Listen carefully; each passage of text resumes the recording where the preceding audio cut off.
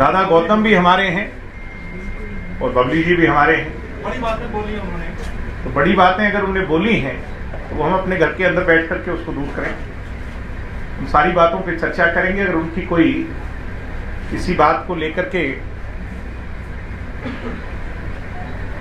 चाहे टोहाना को लेकर के या कोई और पार्टी को लेकर के उनकी कोई बातें हैं, पार्टी प्लेटफॉर्म पर उनको दूर करें। उनकी बातों से लगता है पार्टी में विद्रोह हो सकता है। ये आपका अपना आकलन है, इस मंच के इस तरफ बैठे लोगों का नहीं। पार्टी प्लेटफॉर्म की बात आप करते हैं, लेकिन आज के जो विधायक हैं वो अनुशासन की पालना कहीं ना कहीं नहीं कर रहे हैं। किस तरीके का उनके बयान देखा गया? मैंने कहा कि वो हमारे अपने हैं और हम उनसे चर्चा इस पे करेंगे। क्या चर्चा बुला करके करेंगे? निश्चित तौर पर बुला करके करें, अंदर बैठ करके करें, कहाँ करें, ये तो हमारा अपना मामला है। नोटिस भेजकर नहीं करेंगे? नोटिस भेजने वाली कोई बात ही नहीं है। अगर उनको किसी बात को लेकर डिसहार्टनेस है तो हम उसको दूर करें। बात ये कह रहे हैं सीधा सीधा कि इस मकसद से हम सत्ता टोहाना को लेकर के कुछ मुद्दे हैं जहां पर उनके द्वारा रखी गई कुछ बातें सही हैं, हम उससे भी सहमत हैं। हम उसको लेकर के उनसे चर्चा करेंगे। सरकार भी चाहती है कि उन सभी मुद्दों को दूर किया जाए। टोहाना की बात नहीं कर रहे हैं, वो तो ये कह रहे हैं कि हमारे नेता को अपने दूसरे प्रकार का विधायक का नेता चुना जी, और अब वो ठीक तरीके से सिस्टम्स के मुताबिक काम नहीं कर रहे। अगर उनकी कोई राय है, नहीं चलने देंगे, बड़ा बयान है। अगर उनकी कोई राय है जिससे दुष्यंत जी और बेहतरी से इस प्रदेश की सेवा कर सकते हैं तो उनकी राय क्यों ना लें? वो हमारे अपने हैं और हम किससे लेंगे? ईमान साहब, आप तो बड़े आप तो आपका ये पारिवारिक मामला नहीं है, आपका राजनीतिक मामला। आप सारे लोगों आपसे जुड़े हुए हैं। राजनीतिक पार्टी भी हमारा परिवार है। हरियाणा का प्रत्येक व्यक्ति, आप भी हमारे परिवार हैं। इसलिए हरियाणा के लोग जेजेपी के बारे में जो सोचते हैं, जी, विजन करते हैं कि देवेंद्र बबली और रामपाल गौतम के बयान जेजेपी के हक में नहीं है। जेजेपी को वो कह रहे हैं कि बहुत नीचे, मिट्टी की ढेर की तरह नीचे खिसक भाई, गए। मैं आपसे इतना ही कहूंगा, फिर से कहूंगा कि ये हमारी पॉलिटिकल पार्टी का मामला है। ये मीडिया के डोमेन में वो ऐसा बयान क्या पार्टी को नुकसान नहीं पहुंचाएगा जो दे रहे हैं? तो मुझे तो बोलने दो। आप कहते हैं पार्टी डोमेन में मैं आपकी बात समझ गया, मेरी बारी। पार्टी डोमेन में होता तो हमें पता नहीं होना चाहिए था। मैंने कहा कि अब मेरी बारी है, मुझे इसका जवाब देंगे। अगर उनके कोई ग्रजेस हैं उसको लेकर के हम उनसे चर्चा करेंगे। वो दुष्यंत जी को कोई राय देना चाहते हैं तो वो हम बैठ करके करेंगे। देवेंद्र बबली ने ये कहा है कि वो कई बार डिप्टी सीएम को बता चुके हैं, आपकी बात सीएम को भी बता चुके हैं। मैंने कहा हम गठबंधन सरकार में जिन भी बातों को लेकर के आज उनके मन में कोई शंका पैदा हुई है उसको लेकर के हम उनसे चर्चा करें। बड़ी बात बोलते हैं कि हम अपना नेता नया चुने। ऐसा है जी, नेता चुनते हैं विधायक, और वो दुष्यंत जी को चुनने वालों में से अगर दुष्यंत जी के प्रति उनके मन में कोई भाव है, कोई भावना है, तो उनको पार्टी प्लेटफॉर्म पर वो रखेंगे, हम उनसे चर्चा करेंगे।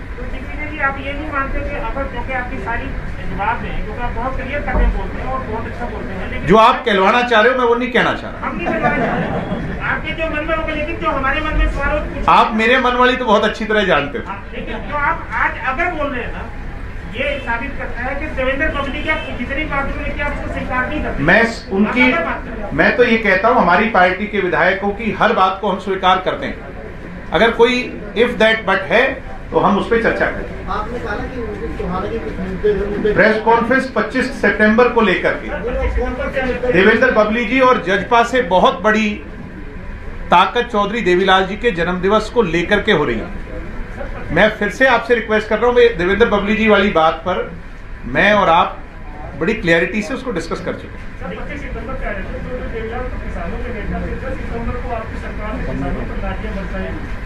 किसानों और कमेरों को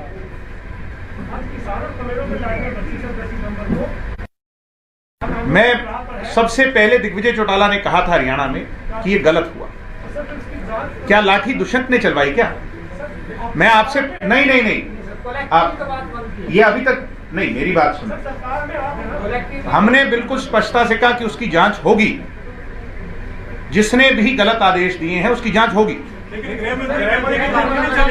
ऐसा है जी, लाठियां चली, वो आपके कैमरे दिखा रहे हैं और हम देख रहे हैं। अब मुझे नहीं पता कि वो शायद वीडियो आप उन तक पहुंचाएं या तो आपकी बात को सहज से स्वीकार करते हैं कि किसानों पे लाठियां चली और आपने उसकी निंदा की, तो लाठियां तो चली ही नहीं। ये आप कह रहे हैं कि वो कह रहे हैं?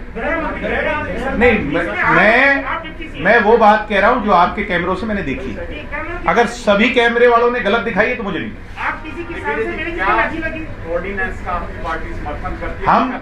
हम एमएसपी वाली बात पर अड़िग हैं और एमएसपी किसान को मिलना चाहिए, जारी रहे। मगर मुझे एक बात समझाएं, ये ऑर्डिनेंस सेंटर का है, इससे स्टेट का सब्जेक्ट नहीं है, ना इस पर स्टेट पर वोटिंग होनी।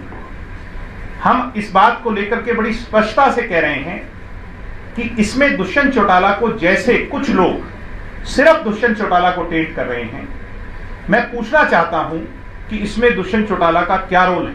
लेकिन पंजाब ने जैसे किया, हम भी स्पष्टता से कह रहे हैं, हम भी स्पष्टता से कह रहे हैं, एमएसपी को लेकर के हम बिल्कुल स्पष्ट हैं।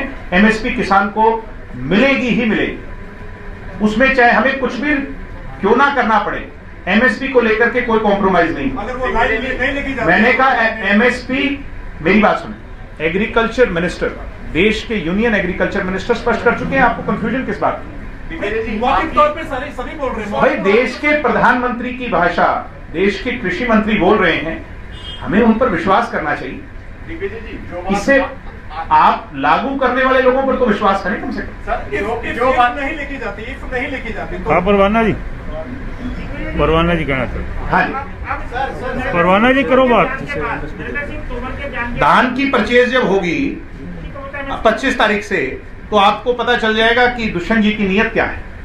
आप आज जो बात कर रहे हैं, कुछ दिन पहले सुखबीर सिंह बादल यही बात कर रहे थे, लेकिन उन्होंने लोकसभा में, अरे हमारा लोकसभा में कोई मेंबर तो नहीं, तो आपको पता चल जाता। उन्होंने वोटिंग खिलाफ किया। अगली बार लोकसभा में हमारा मेंबर जब होगा, चुन करके जाएगा, तो किसानों के मुद्दे पर हमारा क्या रोल रहेगा वो आप देखेंगे। आपका स्पष्ट स्टैंड क्या है, ऑर्डिनेंस के साथ है या किसानों? हम बिल्कुल स्पष्टता से कह रहे हैं कि हम एमएसपी वाले मुद्दे पर किसानों के साथ हैं, एमएसपी होनी चाहिए। और बताओ, तोमर के बयान के बाद जननायक जनता पार्टी क्लियर है भाई, हम उन पर, हम देश के प्रधानमंत्री पर विश्वास करते हैं। तो इशू खत्म हो गया। हम देश के प्रधानमंत्री पर विश्वास करते हैं, आपको भी करना चाहिए, किसानों को भी करना चाहिए। तो जेजेपी के अनुसार ये मामला खत्म हो गया ना। मैं कह रहा हूं कि हम सबको विश्वास देश के प्रधानमंत्री पर करना चाहिए। हम तो जेजेपी के नेता से पूछ रहे हैं। आप जेजेपी के नेता से पूछ रहे हैं, तो जेजेपी भी इसी भीड़ का और हरियाणा की जनता की भावना का हिस्सा है। इशू खत्म हो गया? नहीं, इशू खत्म नहीं है। तो वही तो सरकार इस बात पर स्पष्ट कर चुकी है, जब एमएसपी पर दिया जाएगा तो हमें मान लेना चाहिए कि सरकार ने अपने कमिटमेंट को फुलफिल किया।